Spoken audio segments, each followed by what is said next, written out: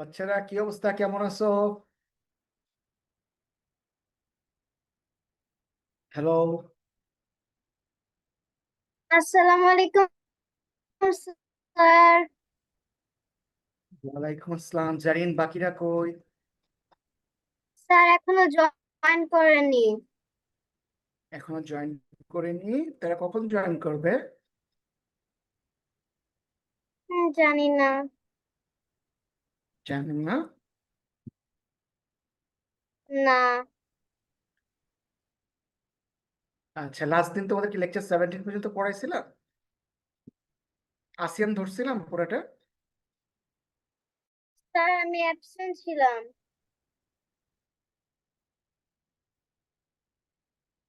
এই, আচ্ছা, শরীফুল স্যার কি আছেন? জারিন, কাইন্ডলি একা আছো, ক্যামেরাটা অন করো। শরীফুল স্যার। জি স্যার। আচ্ছা, তুমি কাইন্ডলি ক্যামেরাটা অন করো। স্যার অন করেছি। আর আমি একটু ম্যানেজমেন্টে ফোন দিয়ে নিচ্ছি, তো বাচ্চারা জয়েন করে দিন তো। কে জয়েন করছো নতুন?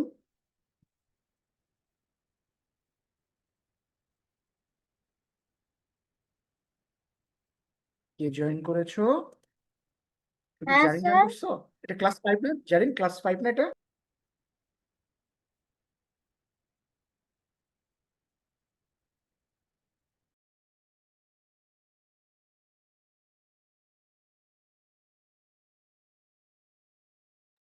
বলতেছি ক্লাস 5 এর না তুমি? জি স্যার। ওকে, তোমার বাকি ক্লাসমেটরা কই জানো না না?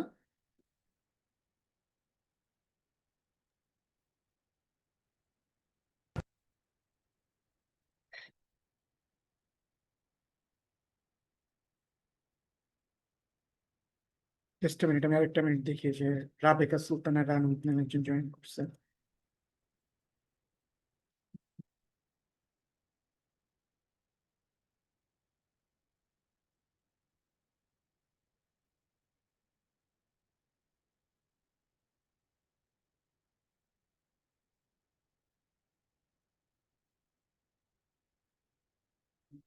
রাবেকা সুলতানা রানু, কাইন্ডলি ক্যামেরাটা অন করো।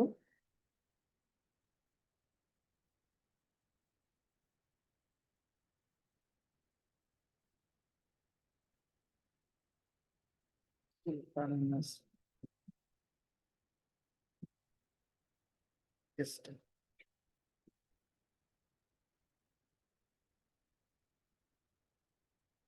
বাচ্চারা কাইন্ডলি তোমাদের একটু রিনেম করো তোমাদের নামে।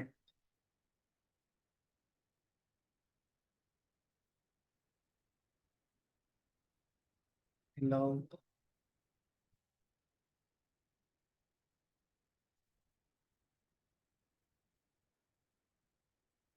আগের দিন সায়েন্স আমরা কোন পর্যন্ত পড়ছিলাম বাচ্চারা? হ্যালো, আমার কথা শোনা যায়? জি স্যার। বাকিরা প্লিজ রেসপন্স করো, যারা জয়েন করছো। ক্যামেরা অন করো। হ্যালো।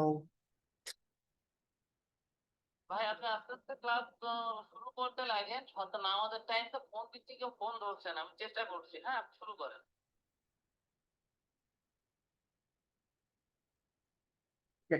সো আমরা আগের দিন 17 এর কতটুকু শেষ করছিলাম?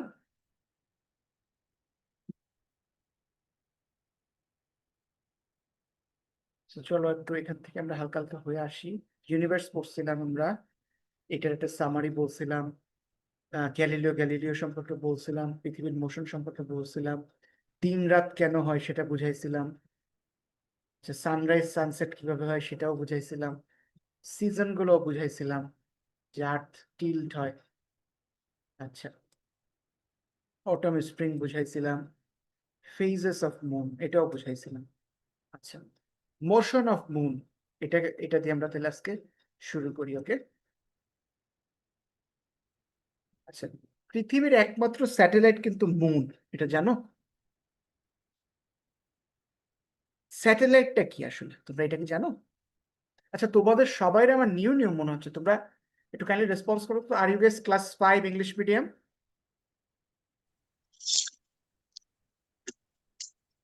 Hello students, can you guys just rename yourself and just turn on the camera?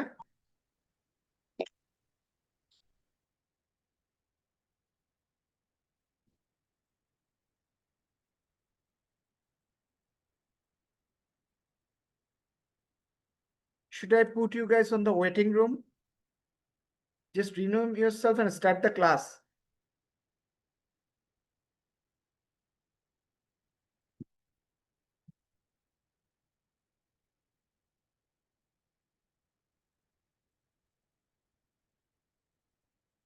Okay, what is satellite? Do you guys know that?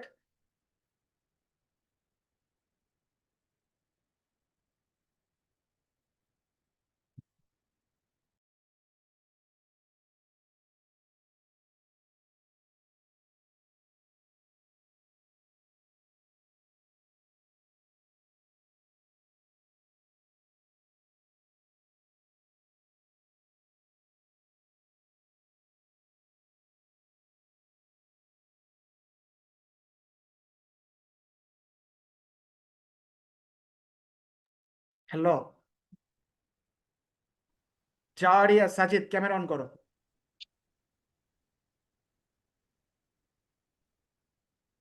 Strange, very strange behavior from you guys.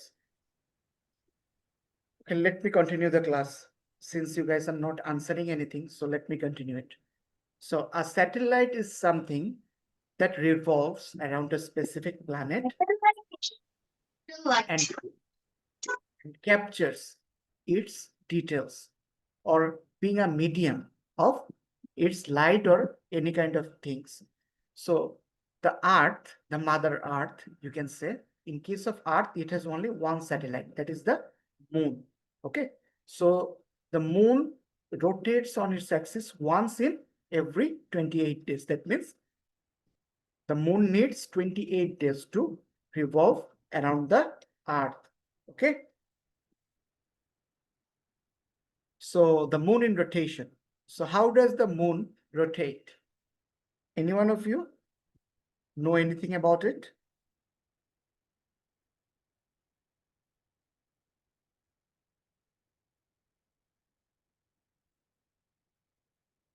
Hello, am I audible?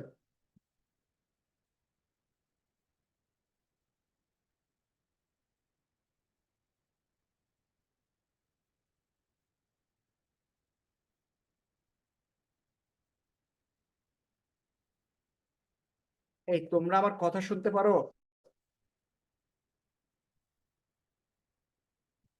Yes, sir. Response করতেছো না কেন কেউ ক্লাসে?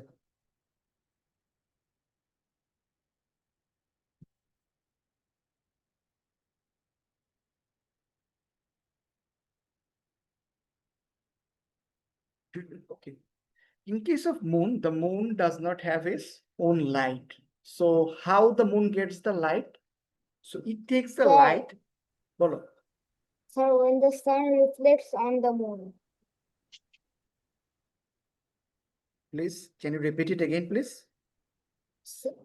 When the sun reflects on the moon.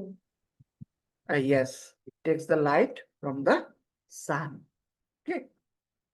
So what does it does? It actually hires it from the sun. Okay. So the area that faces the lighted sun and lighted side, so from that we can get some light. Okay. So if the portion of the moon that is lighted through the sun, and that portion gives light to us during the night time. Okay. So during that time, what happens? We can see the moon and we can walk on the paths, isn't it? But when there is no moon, so it is really tough to walk on the streets. Do you know what will happen if there were no moon?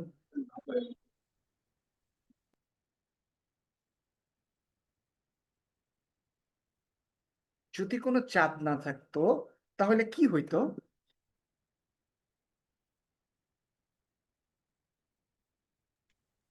Sir তাহলে জানি না। তাহলে পুরো ওয়ার্ল্ডটা অন্ধকার হয়ে যেত। অন্ধকার তো হয়ে যেত, সাথে আরো একটা সমস্যা হইতো, আমাদের কোনো সিজন চেঞ্জ হইতো না, আমাদের পানি প্রবাহ হতো না। এই যে ইভ অ্যান্ড টাইড যেটারে বা জোয়ার এন্ড ভাটা যেই নামে তুমি চিনো, এটা হয় কিন্তু চাঁদের কারণে। ঠিক আছে, কারণ চাঁদ আর পৃথিবীর একটা গ্র্যাভিটেশন আছে। দেখবা তোমরা যখন কক্সবাজারে যাবা বা কোনো সি বিচ অঞ্চলে যাবা, দেখবা হোটেলে একটা বই থাকে। ঠিক আছে, এই বইটায় সারা বছরে কি অবস্থা থাকবে সমুদ্রের এটা দেয়া থাকে, কোন টাইমে জোয়ার হবে, কোন টাইমে ভাটা হবে। ঠিক আছে, সো ওইটা দেখে কিন্তু আমরা যাই। আমরা কোন সময় যাই নদীতে, মানে সমুদ্রে যাই কোন সময়? জোয়ার না ভাটা, ইভ না টাইড, কোন টাইমে যাই?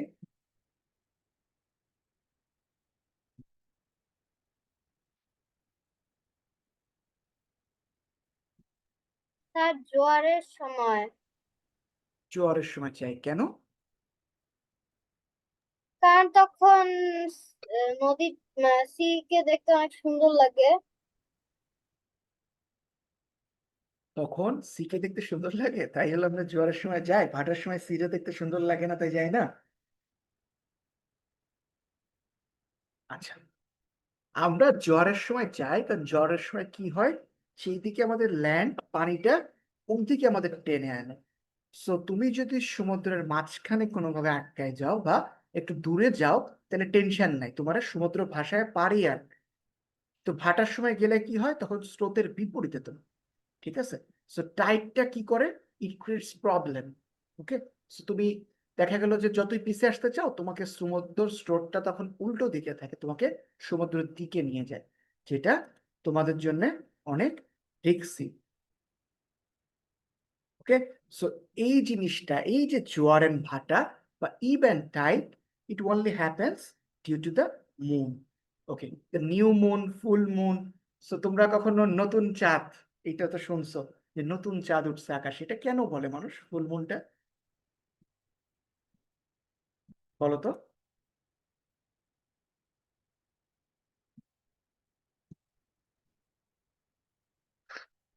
কেন ওঠে চাঁদটা, মানে এটা শুনছো কখনো তোমরা, নতুন চাঁদ? বা দেখছো চাঁদ অর্ধেক থাকে কখনো, কখনো পুরো একটা চাঁদ আকাশে উঠে থাকে, এটা দেখছো? Yes sir. ইয়েস আচ্ছা, স্যার।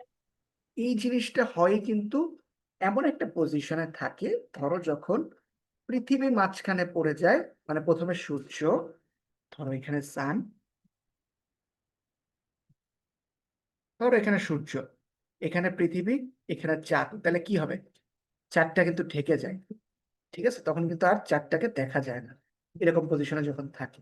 ঠিক আছে, তারপরে একটা সার্টেন টাইম পর্যন্ত যখন এটা ঘুরতে ঘুরতে একটু একটু একটু একটু করে দেখা যায়, তখন আমরা অল্প একটু চাঁদ তারা এই ছবিটা দেখায়, এই যে এরকম হয়। এই যে সূর্য, ঠিক আছে, এই যে ধরো পৃথিবী। ওকে, সো কি হচ্ছে, চারটে এরকম একটা পজিশনে, চারটা যেহেতু পৃথিবীর থেকে ছোট, তখন আমাদের কি হয়, তখন আমরা দেখতে পারি না, কারণ এই আলোটা পাচ্ছে না, আলোটা বাধা রাখতেছে, অন্ধকার থাকতেছে। এইভাবে জিনিসটা ঘুরে আবার যখন একটু এদিকে আসতেছে, তখন চাঁদ আলো পাচ্ছে, এখানে অর্ধেক চাঁদ দেখতেছো। সো এই সাইকেলটা এরকম হয় অনেকটা।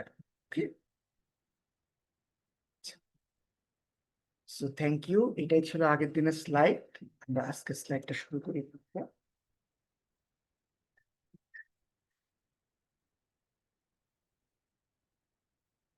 So today will be discussing about ASEAN. এর আগে আমরা ডিসকাস করছিলাম হলো সার্কের বিষয়, তাই না? সাউথ এশিয়ান যেসব কান্ট্রিরা ছিল তাদের বিষয়ে আলোচনা করছিলাম না? মনে আছে তোমাদের কিছু বাবা? ইন্ডিয়া, বাংলাদেশ, শ্রীলঙ্কা, কিছু কি মনে পড়ে? বাচ্চারা তোমরা একটু কাইন্ডলি তোমাদের সবার মাইকটা অন করো এবং ক্যামেরাটা অন করো, আমার সাথে লেখাপড়া না, তোমরা একটু কথা বলো সবাই। আমি এক একজনের নাম ধরে ডাকতেছি, আমার বলো। জারিন, তোমরা ক্লাসে এরকম চুপচাপ থাকো কেন, রেসপন্স করো না কেন, ভাষা বুঝতে সমস্যা হয়? No No, sir. sir. মানে তোমাদের ফুল ক্লাস আমি নিতাম হলো একসময় ইংলিশে, আমার মনে আছে। তারপর তারপর অনেকে বললা যে স্যার বেঙ্গলিশ নেন, তারপর বাংলা আর ইংলিশ মিক্সচার নিই। তোমাদের আসলে সুবিধা হয় কিসে? তোমরা কি বুঝতে প্রবলেম হচ্ছে? আমার বলো, কথা বলো তোমরা। নো না স্যার, স্যার, ইংরেজি বুঝতে পারিনি। No sir. আচ্ছা, সাজিদ নাফিসা আসছো। আচ্ছা, জাওয়ারিয়া, তোমার কি হয়েছে বাবা? তোমার এতক্ষণ ধরে মাইক আনমিউট করতে বলতেছি, তোমার ক্যামেরা অন করতে বলতেছি, তুমি কোনো কথা শোনো না কেন? আর লেট কেন তোমরা ক্লাসে এত? এখন জয়েন করছো নাফিসা, অলমোস্ট 20 মিনিটস ওভার।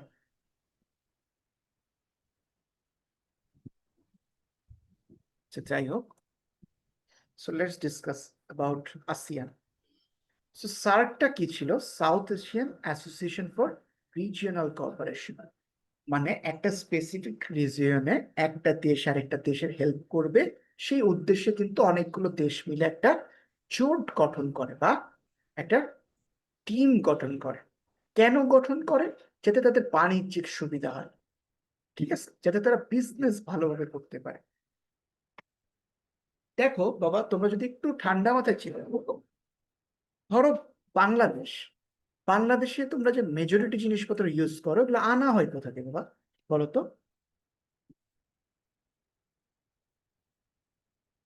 বাংলাদেশে তোমরা চাল খাও, মাংস খাও, মাছ খাও, ডাল, তেল, এই যে অধিকাংশ জিনিসপত্র আসে কোথা দিয়ে আমাদের দেশে? আমরা যে আমদানি করে আনি বা ইম্পোর্ট করে আনি আমাদের কান্ট্রিতে, এটা আসে কোথা থেকে বলো তো?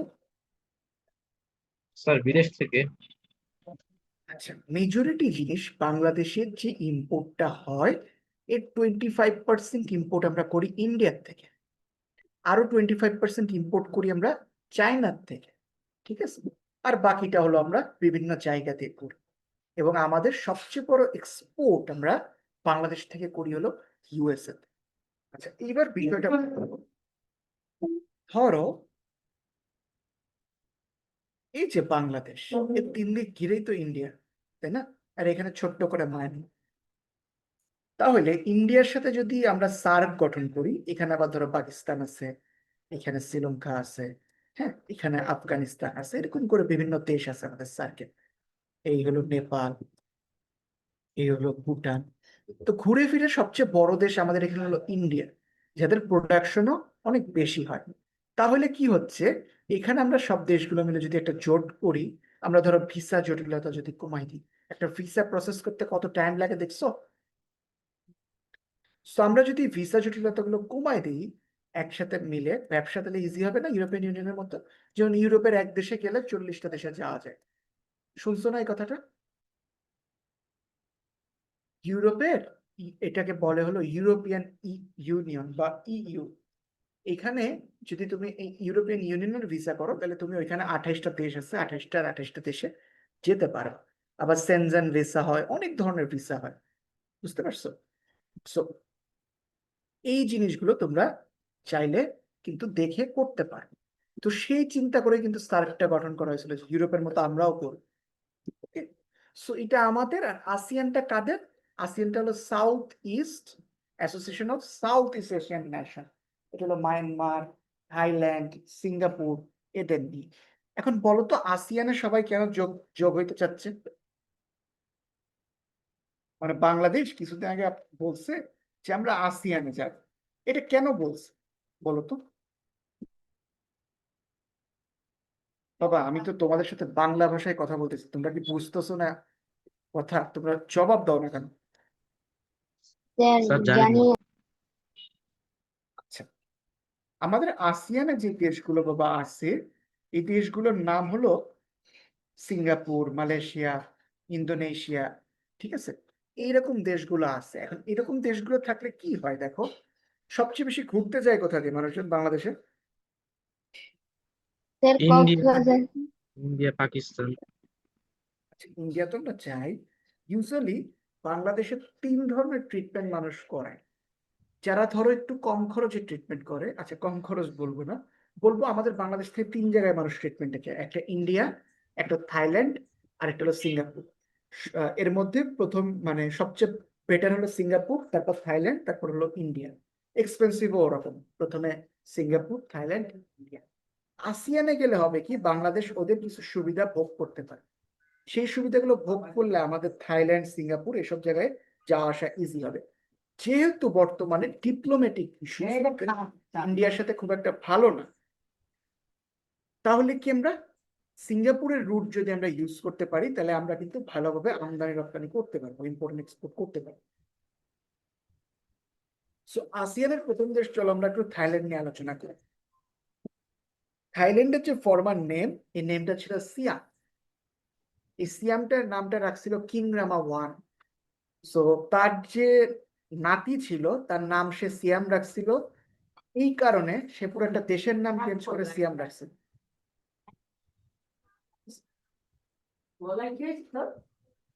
সো তার নাতির নামে সে কি করছে, একটা দেশের নাম চেঞ্জ করছে, করে সিয়াম নাম রাখছে। ঠিক আছে। আচ্ছা, থাইল্যান্ড মানে কি? Land of free. Why Thailand is called land of free, বলতে পারবা? স্যার কি বললেন? থাইল্যান্ডে কেন আমরা ল্যান্ড অফ ফ্রি বলি?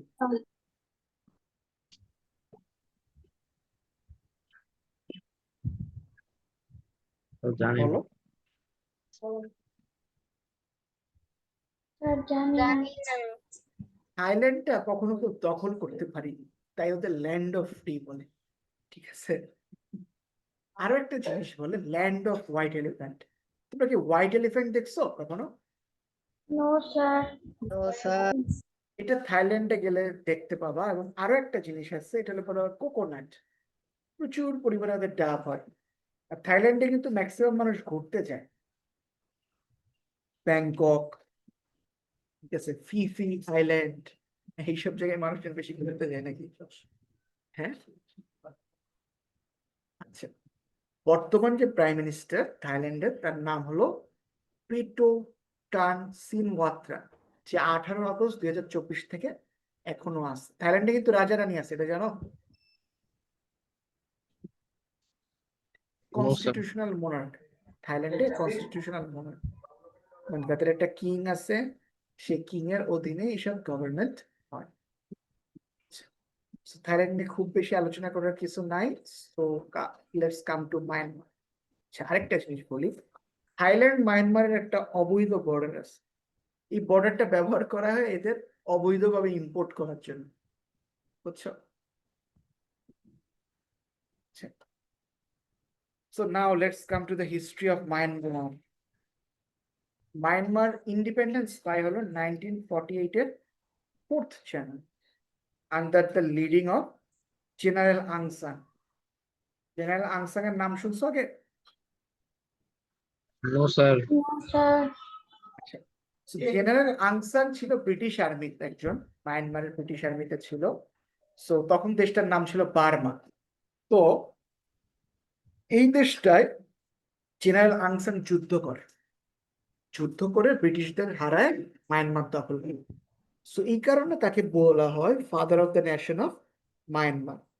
কিন্তু এতটাই ভাগ্যের নিষ্ঠুর পরিস্থিতি হয় যে মাত্র স্বাধীনতা 14 বছর পরে 2 মার্চে জেনারেল নি উইনের নেতৃত্বে কি করা হয়, এই জেনারেল আং সানকে অ্যাসাসিনেট করে দেওয়া হয় ফুল ফ্যামিলি সহ।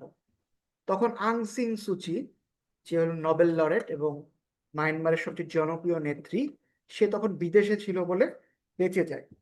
ঠিক আছে। সো এরপর কি করে, সেনাবাহিনী ক্ষমতা যখন একবার নিয়ে নেয় মায়ানমারের, তারা তাদের মতো করে সবকিছু চালানো শুরু। তো প্রথম সেনাবাহিনীর সাথে বাদে হলো রাখাইনদের। তোমরা রোহিঙ্গাদের নাম শুনছো না? Yes, sir.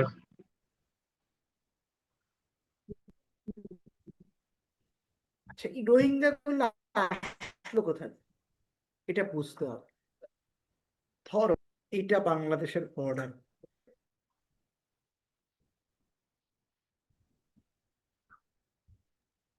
এর তো 3 দিক দিয়ে ইন্ডিয়া গেল।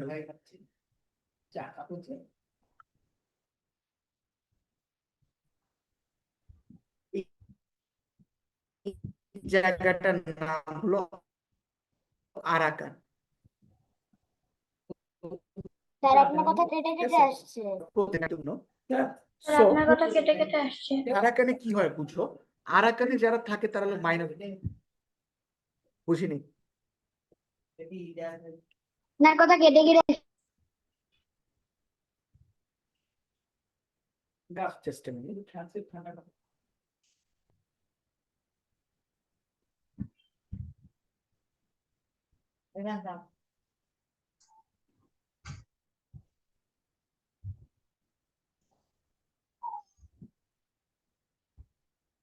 আচ্ছা, এখন ঠিক আছে, দেখো তো। Yes sir. Yes, sir.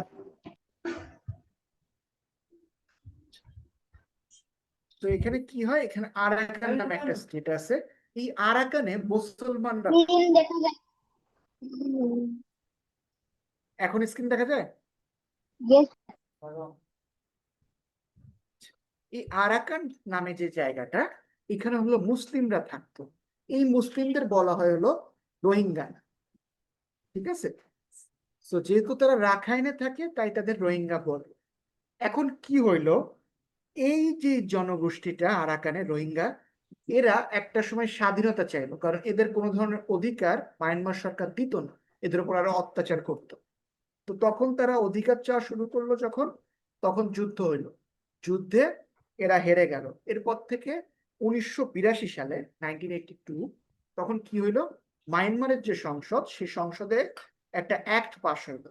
সেই অ্যাক্ট অনুযায়ী যে রোহিঙ্গারা আর মায়ানমার তো তখন ছিল না, তখন বার্মা ছিল, বার্মার নাগরিকরা, তখন দিয়ে মায়ানমারের এই এই বার্মার এই মুসলমানদের উপর অত্যাচার হয়। এবং এরা এরা যখনই এদের মারা হয়, এরা তখনই বর্ডার দিয়ে বাংলাদেশে পালায় আসে।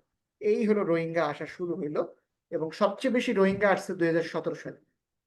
ঠিক আছে? কিন্তু মানবিক কারণে বাংলাদেশ রোহিঙ্গারে আশ্রয় দিছে, কারণ ওই দেশে গেলে তারা মারা যাবে, তাদের মেরে ফেলা হবে, নাহলে কিন্তু কখনোই আশ্রয় দিত না। কিন্তু এই আরাকানে আপাতত রোহিঙ্গারা এত স্ট্রং হয়ে গেছে যে এরা এখন যুদ্ধ করে ফেলাইছে, যুদ্ধ করে ফেলায় হয়তো স্বাধীন হয়ে যাবে। তো এরা বাংলাদেশের কাছে এখন সাহায্য চাচ্ছে, কিন্তু বাংলাদেশ কেন সাহায্য করতেছে না বলো? মানে রোহিঙ্গাদের বাংলাদেশ কেন সাহায্য করতেছে না যুদ্ধে? জানি না স্যার। যদি জানি। যদি আরাকান যদি ইন্ডিপেন্ডেন্ট হয়ে যায় বা স্বাধীন হয়ে যায়, তাহলে বাংলাদেশের চট্টগ্রামেও কিছু বিদ্রোহী গোষ্ঠী থাকবে যারা বলবে যে বাংলাদেশের অংশ আমরা স্বাধীন চাই ওদের সাথে। এইটা চিন্তা করে বাংলাদেশ ওদের আর মানবিক সহযোগিতা পর্যন্ত দিচ্ছে না। একটা মানবিক করিডোর খুলতে চাইছিল, বাট সেটাও পরবর্তীতে খুলি। যখন দেশের মানুষের উপর এরকম অত্যাচার হয়, তখন বিদেশ থেকে এসে 1988 সালে আং সিন সুকি, যার বাবা ছিল জাতির পিতা জেনারেল আং সান, তার মেয়ে যে বেঁচে গেছিল বিদেশে ছিল বলে ও ফিরে দেশে ফিরে 1988 সালে একটা পার্টি খোলে, যেটার নাম ছিল ন্যাশনাল লিগ অফ ডেমোক্রেসি। এই কারণে তারা বলা হয় daughter of the east and daughter of democracy. কিন্তু যখনই সে পার্টি খুললো, খুলে বলল এই দেশ আমার, আমার বাবা জাতির পিতা, তাই এই দেশ হলো আমার। তো এরকম কথা সে প্রায় বলতো যে এই দেশ আমার, এই দেশ আমার বাপের। এই কথা বলতে বলতে 1989 সালে তখনকার যে মিলিটারি ছিল মায়ানমারের বললো তোর বাপের দেশ, তাহলে দেশের নামই পাল্টায় গেল। তো তখন দেশের নাম পাল্টায় বার্মার থেকে রাখা হয় মায়ানমার। এটা হয় হলো 1989-এ। ঠিক আছে?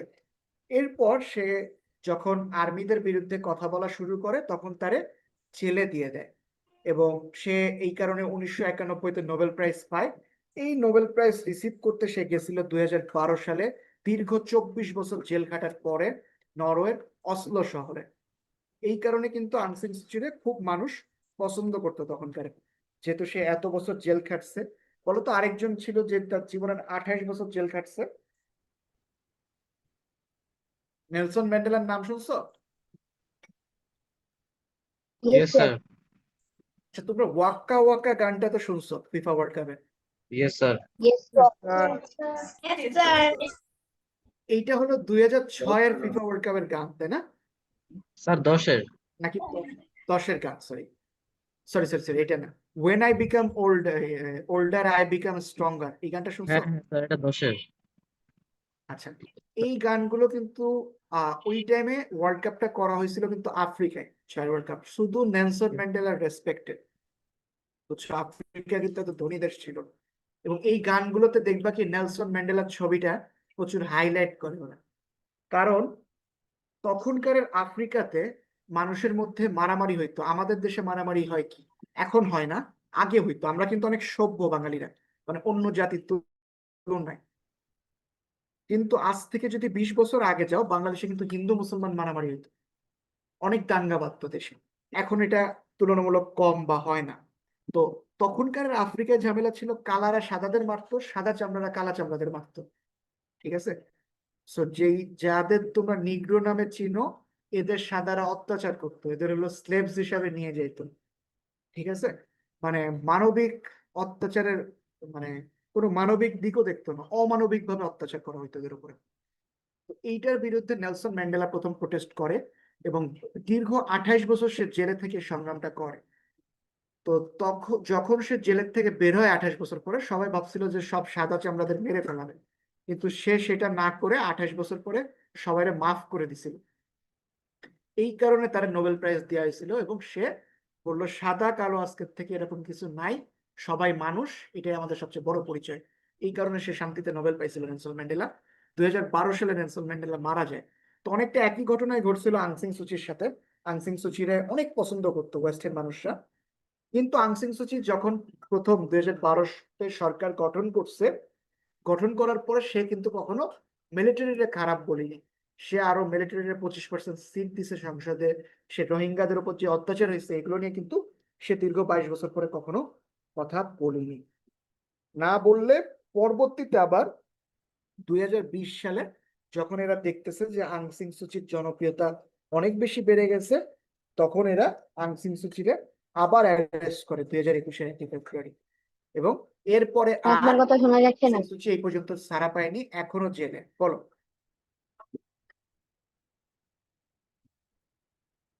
হ্যাঁ বলো।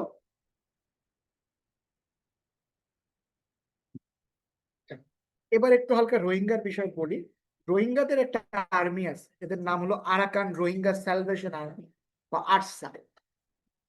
এই আর্মিদের কাজটা কি, এরা স্বাধীনতার জন্য ওই জায়গার যুদ্ধ করতেছে এবং বাংলাদেশের কাছে কিন্তু খুব সাহায্য চাচ্ছে। বাট আমরা একটা কারণেই সাহায্য দিতে পারবো না, কারণ ওরা স্বাধীন হলে আমাদের চট্টগ্রামের অনেক জায়গা হয়তো স্বাধীন হয়ে যাইতে পারে।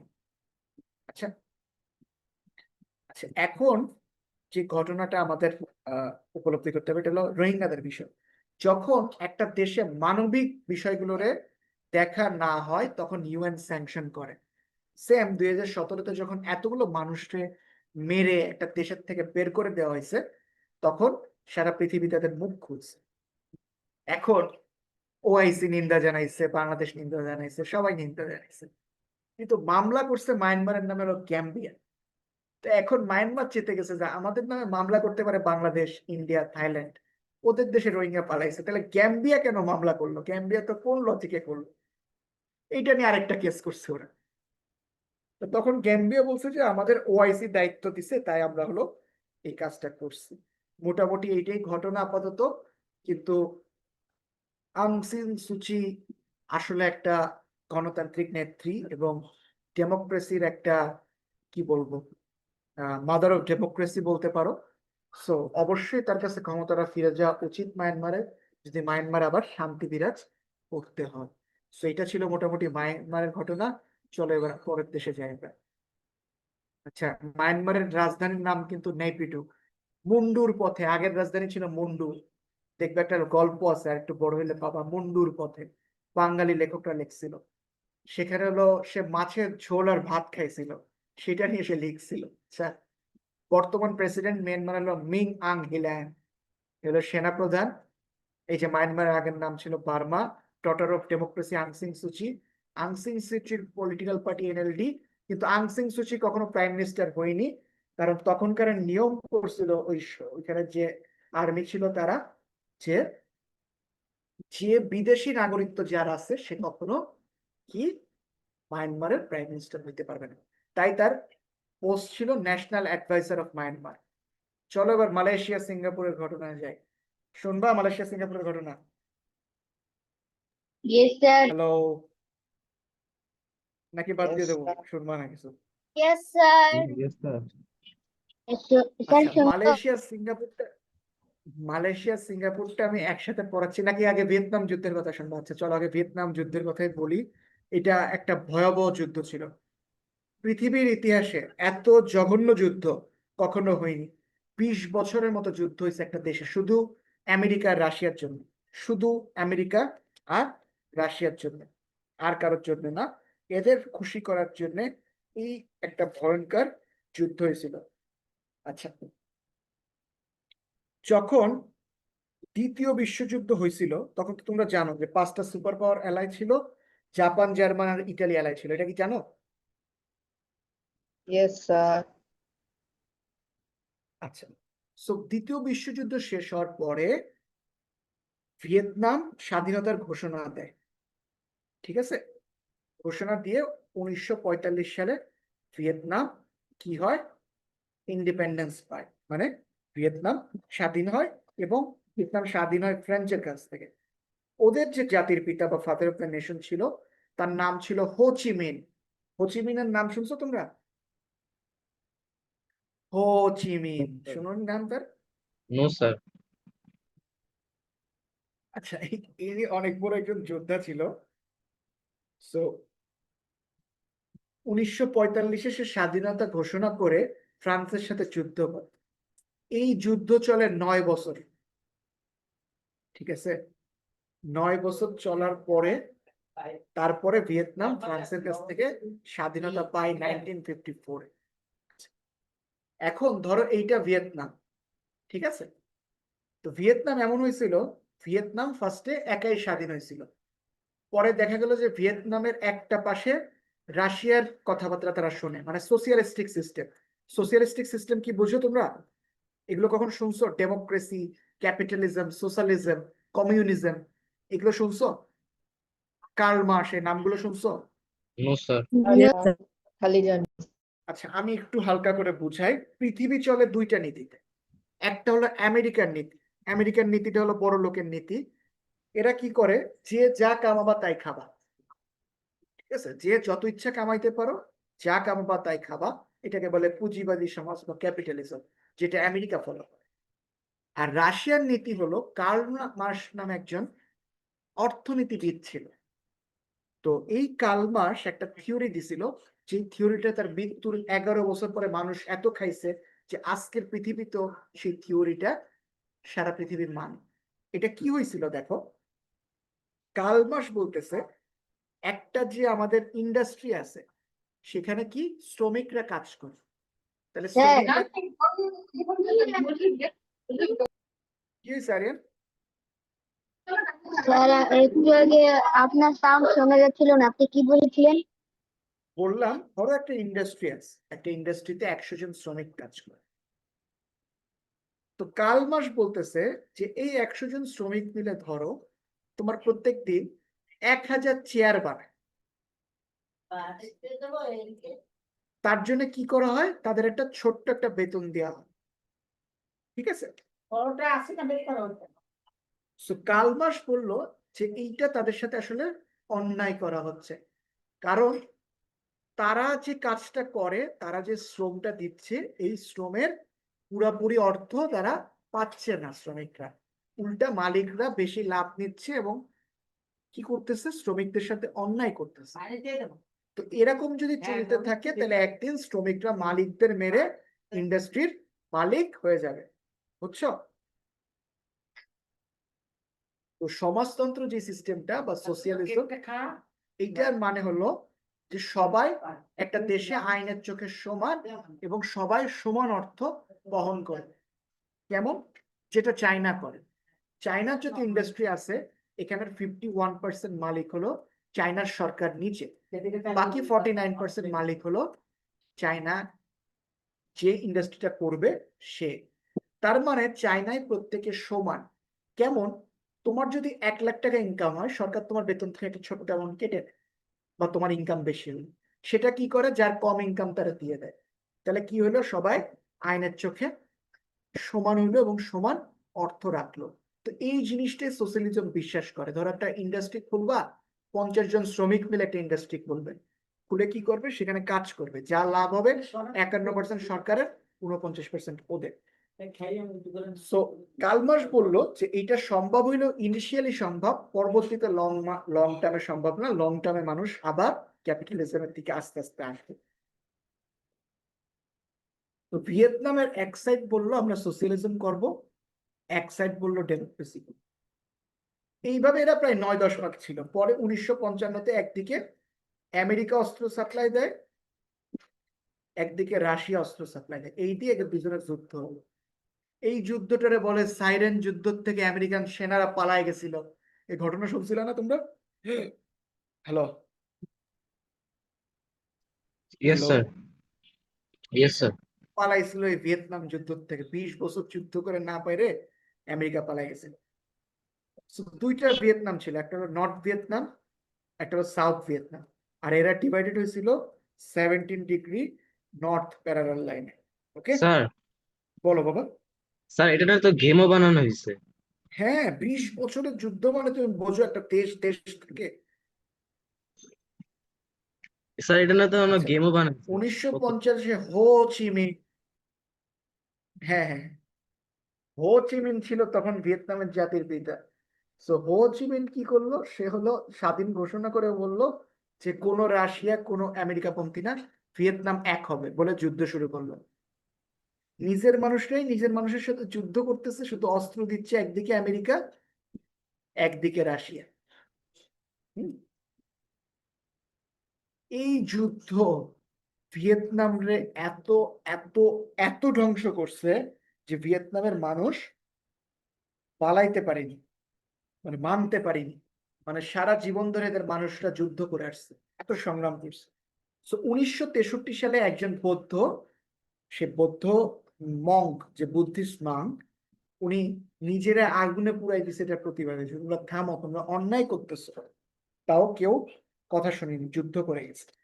ফাইনালি 1975 সালের থেকে 1969 সালে রিচার্ড নিক্সন যে ছিল, সে কিছু ফরেন পলিসি চেঞ্জ করে। তখনকার ক্যাবিনেটে ছিল হেনরি কিসেঞ্জার, যারা আমি বলি শিক্ষিত শয়তান। পৃথিবীর যত যুদ্ধ আছে অধিকাংশ যুদ্ধ এ বাধাইছে হেনরি কিসেঞ্জার। ভিয়েতনামের যুদ্ধ বাধাইছে, এই বাংলাদেশের যে মুক্তিযুদ্ধ এটাও হেনরি কিসেঞ্জার বাধাইছে। এবং বাংলাদেশ যে রুটি ঝুরি বলছিল মনে আছে, এটাই হেনরি কিসেঞ্জার বলছিল। সবচেয়ে শিক্ষিত শয়তান, ওর বয়স 100-র উপরে, এখনো বাইচে আছে। ঠিক আছে, এই হেনরি কিসেঞ্জার ছিল জার্মানিতে। হিটলার যখন ইহুদিদের মেরে ফেলাচ্ছিল তখন এ পালাইছিল, পালায় আমেরিকা যে আশ্রয় নিয়েছিল। ঠিক আছে, সো ফাইনালি এই যুদ্ধটা থামানোর পরে এ নোবেল প্রাইজ পায়। কিন্তু যুদ্ধ থামানোর পরেও 2 বছর চলছে, এবং এই যুদ্ধে এত বাজেভাবে আমেরিকা হারছে যে প্রায় 60 লক্ষ মানুষ মারা গেছে যুদ্ধে। এর মধ্যে প্রায় আমেরিকান সোলজারই মারা গেছে 12,000। তো আমেরিকা এখনো স্বীকার করেনি তাদের এই হারের বিষয়। এরপরে ডই মই রিফর্ম হইলো ভিয়েতনামে, যেটা হলো ভিয়েতনামের অর্থনীতির অনেক উঠাইলো। বর্তমানে কিন্তু বাংলাদেশের গার্মেন্টস চলে যাচ্ছে ভিয়েতনামে, এটা জানো?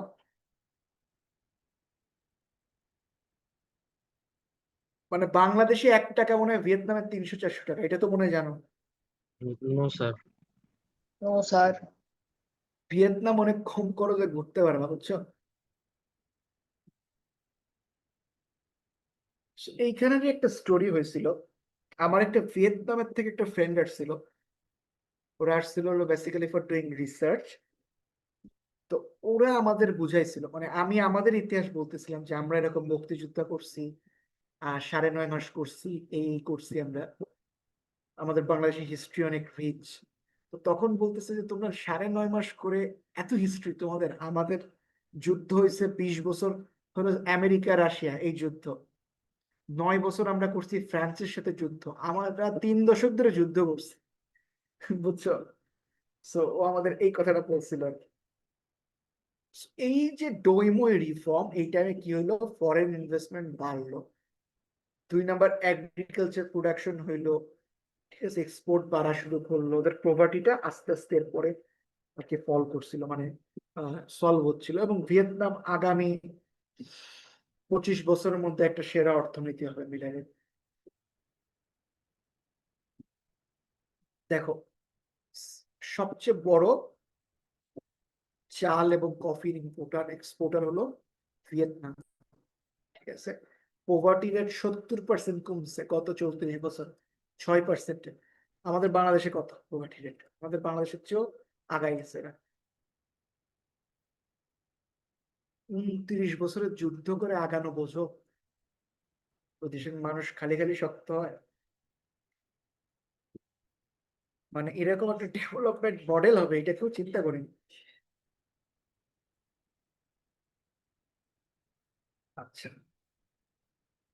ক্যাপিটাল অফ ভিয়েতনাম হলো হানয়। এটা নিয়ে কিন্তু একটা মুভি আছে। এবং ভিয়েতনাম নিয়ে যদি তোমরা মন দিয়ে মুভি দেখো, মুভিটা বোঝো, তোমরা কানবা, সিম্পলি কানবা।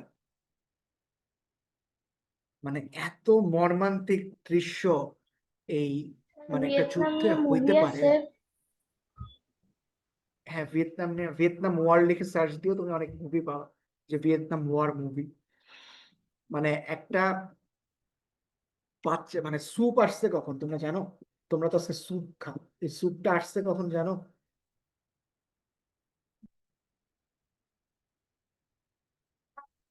নো স্যার, হ্যালো, জানি না। স্যুপটা স্যুপটা পৃথিবীতে আসছে কেন সেই জিনিসটা বুঝো। যখন দ্বিতীয় বিশ্বযুদ্ধ এত ভয়াবহ অবস্থা হয়ে গেছে যে মানুষ খেতে পারে না, তখন মানুষের পেট ভরানোর জন্য সব নিউট্রিয়েন্ট সহ, যে একটা খাবারে অর্ধেক পানি, কিছু মাংস, কিছু লবণ, কিছু সবকিছু দেওয়া, এই কারণে মানুষ স্যুপ খাইতো পেটটা ভরানোর জন্য, যে অর্ধেক পানি থাকবে আর অর্ধেক প্রয়োজনীয় জিনিস থাকবে। সেই দ্বিতীয় বিশ্বযুদ্ধের সময় স্যুপটা আসলো। সেই স্যুপ হলো এখন আমাদের লাক্সারিয়াস খাবার, না?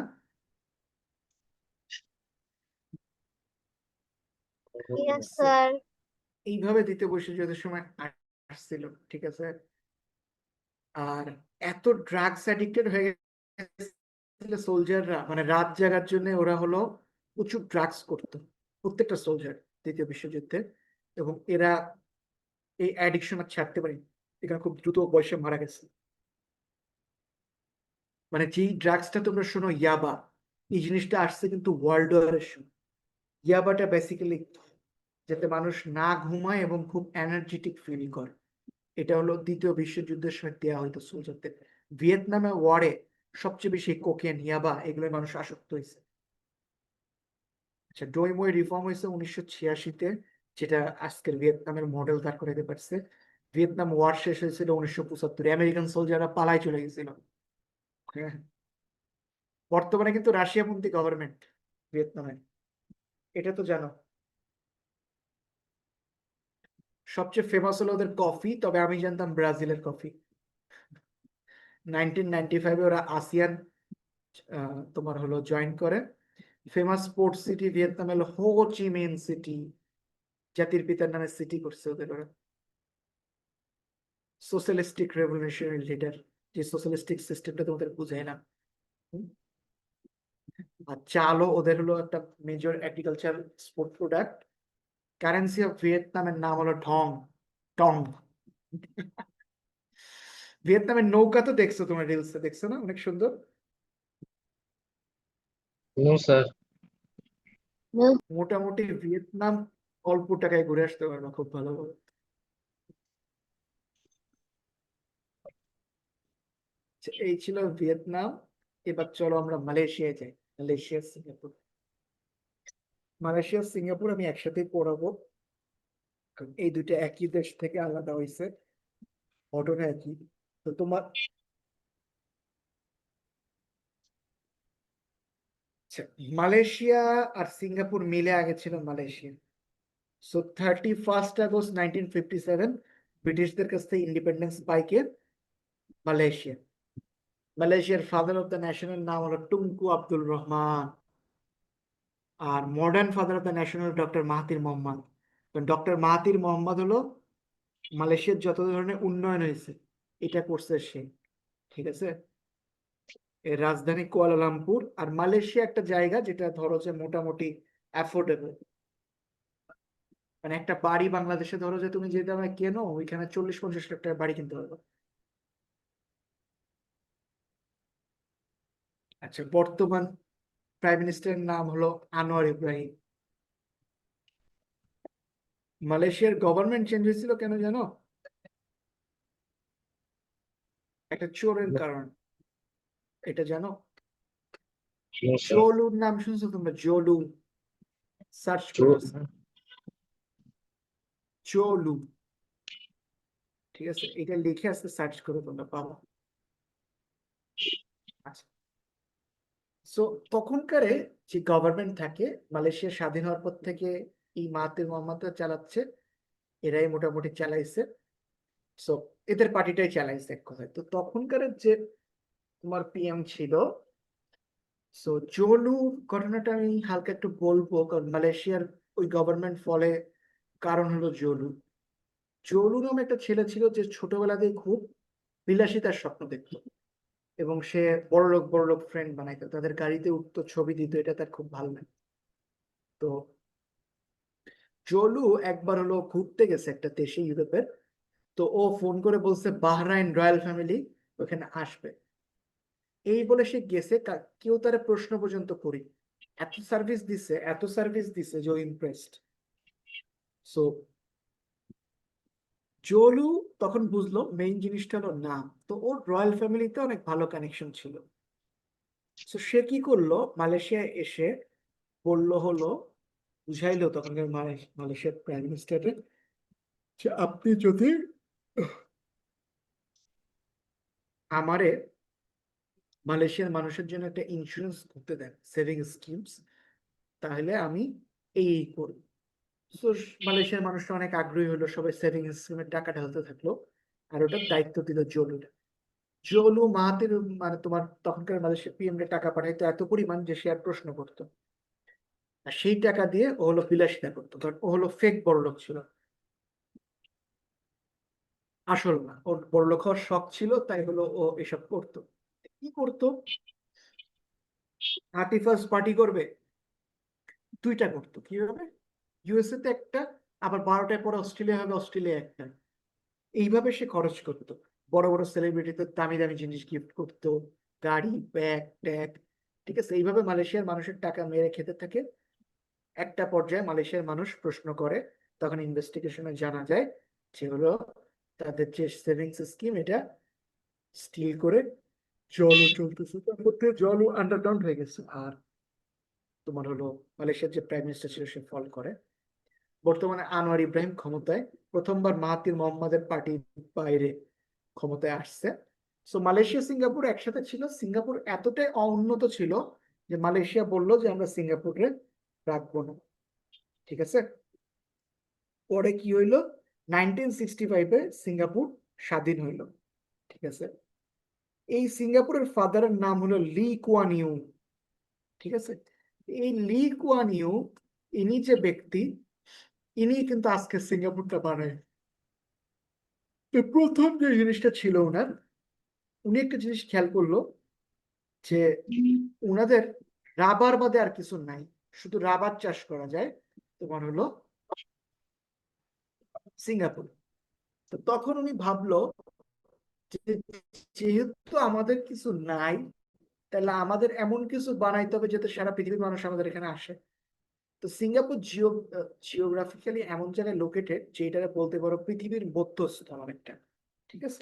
এবং মডার্ন ট্রু সিটি বর্তমানে কিন্তু তিনটা আছে, মোনাকো, সিঙ্গাপুর আর ভ্যাটিকান। আর টোটাল সিঙ্গাপুরের সাইজ হলো আমাদের দুইটা ঢাকার সমান বলতে পারো, 728.6 স্কোয়ার কিলোমিটার, পপুলেশন মাত্র 55। তো লি কিউ চিন্তা করলো যে এত কম মানুষরে, মানে এত মানুষরে আমরা এইটুক জায়গায় ধরাবো। তো সে করলো কি, আস্তে আস্তে করে এখানে হাউজিং প্রবলেম সলভ করার জন্য নিয়ম বানাইলো, কেউ একটার বেশি বাড়ি কিনতে পারবে না। আর মালয়েশিয়ার বাড়ি কিনতে হলে নিয়ম হলো যে বাবা মা দুইজনেরই সিঙ্গাপুরের নাগরিক হতে হবে, এবং ছেলে তাহলে পারবে। যেটা অনেকটা ইম্পসিবলই বলতে পারো, আর 2 জেনারেশন পরে পারবে এরকম। সিঙ্গাপুর পোর্ট বানাইলো, বিশ্বের সেরা পোর্ট, যেখান থেকে লেনদেন সবচেয়ে ইজি, ট্যাক্স কমাই দিল এখানে। ইজ অফ ডুইং বিজনেস, এটাই হলো সিঙ্গাপুর কিন্তু একই। তারপর কি করলো, এয়ারপোর্ট বানালো ওয়ার্ল্ড ক্লাস, ট্রান্সশিপমেন্ট পারমিট করলো, সব পারমিট করলো। সারা পৃথিবীর থেকে যে যে ইন্ডাস্ট্রি আসছে সবাই পারমিট করছে, বলছে যে আপনারা আসেন, আপনাদের ট্যাক্স আমি কমাই দেবো। জাস্ট আমাদের সিঙ্গাপুরের মানুষটা 20% প্রত্যেকটা চাকরিতে আমাদের রাখতে হবে। সো এমন পলিসি বানাইছে, মানে তুমি যদি সিঙ্গাপুরে এখন যাও, যে একটা অ্যাপ্লিকেশন করো, তুমি কালকে সকাল থেকে অফিস করতে পারবে, এত ফাস্ট প্রসেসিং ব্যবসা, বুঝছো? তো যত বড় বড় কনফারেন্স আছে এই দুবাই, সিঙ্গাপুর এইসব অঞ্চলে হয়, কারণ তারা উন্নত এবং এইসব জিনিস নিতে পারে, বুঝছো? আচ্ছা, সো সিঙ্গাপুরের পোর্টের থেকে কিন্তু প্রচুর পরিমাণে ট্রান্সশিপমেন্ট হয়। প্লাস সিঙ্গাপুরের যে এয়ারলাইন্স, সেটাও কিন্তু একটা ওয়ার্ল্ড ক্লাস একটা এয়ারপোর্ট বানাইছে, পৃথিবীর মধ্যে বলতে পারো one of the best airport. এই কারণে সব কনফারেন্স সবকিছু এখানে হয়। আচ্ছা, তো সিঙ্গাপুর এই দুইটা জিনিস আর হাউজিং প্রবলেমের জন্য স্কাই স্ক্রেপার্স বানানোর উপর শুরু করলো, যে একজন একের অধিক বাড়ি কিনতে পারবে না, একের অধিক গাড়ি কিনতে পারবে না। তৃতীয় হলো সে মিডিয়ারে কন্ট্রোল করতে হচ্ছে, যে মিডিয়া কোনো কথা বলবে না, কারণ মিডিয়া নেগেটিভ জিনিস। স্যার আপনার আওয়াজ শোনা যাচ্ছে না। আমার আওয়াজ তোমরা শুনতে পারো না? স্যার শোনা যাচ্ছে? শোনা যাচ্ছে। তুমি নিয়ম শোনা যাচ্ছে। মিডিয়ারে কন্ট্রোল করলো, এবং ওই দেশে কিন্তু কোনো পলিটিক্যাল প্রোগ্রাম করা নিষেধ। একদম ইলেকশনের 1 মাস আগে ক্যাম্পেইন করতে দেবে, ওই ক্যাম্পেইনে তুমি সব প্রোগ্রাম করো। আর উনি এমন মডেল তৈরি করলো, মন্ত্রী এমপিদের বললো তোমরা যদি ঘুষ খাও তোমাদের সিম্পলি আমি মেরে ফেলাম, তবে তোমরা যদি তোমাদের সেক্টর গুলো, যেগুলোর মন্ত্রী বা যেগুলোর এমপি, সেগুলো যদি ডেভেলপমেন্ট করতে পারো, তাহলে তোমাদের ওইখান থেকে 5% কমিশন দেওয়া হবে। একটা মন্ত্রণালয়ের বাজেট থেকে 2,000 কোটি টাকা, 3,000 কোটি টাকা, 10,000 কোটি টাকা, ওটার 5% মানে কত বুঝো? সো এইরকম যখন হইলো, সিঙ্গাপুরের মিনিস্টাররা খুশি, তারা দুর্নীতি বাদ দিয়ে উন্নয়নের দিকে ছুটলো। এই উন্নয়ন শুরু হইলো সিঙ্গাপুরে। এবং সিঙ্গাপুরে কিন্তু চুইংগাম ব্যান, কারণ ওরা ওদের সিটিটা পরিষ্কার রাখে, বুঝছো? এখানে সব ব্যান করে রাখছে। লি কুয়ান ইউ যদি চাইতো, সারা সিঙ্গাপুরে তার মূর্তি বানাইতে পারতো, ভাস্কর্য বানাইতে পারতো, সে কিন্তু কিছু করি, একদম true father of the nation, বুঝছো? সো আজকে এই পর্যন্ত থাক, নেক্সট দিন আমরা আলোচনায় যাব ভিয়েতনাম এগুলো। ভিয়েতনাম তো পড়াইছি, অন্য যেসব দেশ আছে, থাইল্যান্ড এসবের আলোচনায় যাব। সেই পর্যন্ত তোমরা সুস্থ থাকো, ভালো থাকো, আর নেক্সট দিন থেকে ক্লাসে তোমরা টাইমলি ঢুকবা, ওকে? আর রেসপন্স করবা ক্লাসে। নওশাদ কি অবস্থা? আলহামদুলিল্লাহ ইয়াশ, ভালো স্যার। সাজিদ, আরিয়ান, সবার অবস্থা কি? স্যার স্যার হাওয়াই ভালো। হাওয়াই না, তোমার অবস্থা কি? আলহামদুলিল্লাহ ভালো স্যার। ঠিক আছে বাবা, থাকো। আল্লাহ হাফেজ। আসসালামু আলাইকুম স্যার। ওয়ালাইকুম আসসালাম।